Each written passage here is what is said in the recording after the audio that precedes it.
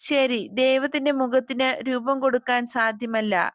കാരണം പരിപൂർണവും ഏറ്റവും പരിശുദ്ധനുമായവനെ അർഹമായ രീതിയിൽ ചിത്രീകരിക്കാൻ മനുഷ്യന് കഴിവില്ല.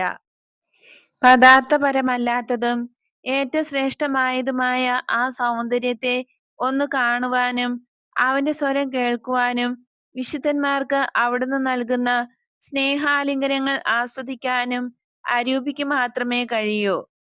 എന്നാൽ മനുഷ്യന്റെ കണ്ണുകൾക്ക്, ചെവികൾക്ക്, കരങ്ങൾക്ക് അവൻ പ്രാപ്യനല്ലാത്തതിനാൽ മനുഷ്യകരങ്ങൾക്ക് അവന്റെ പ്രതിരൂപം മാർബിളിൽ കൊത്തിവയ്ക്കാനോ അവന്റെ ശബ്ദം സംഗീതോപകരണങ്ങൾ ഉപയോഗിച്ച് കേൾപ്പിക്കാനോ കഴിവില്ല.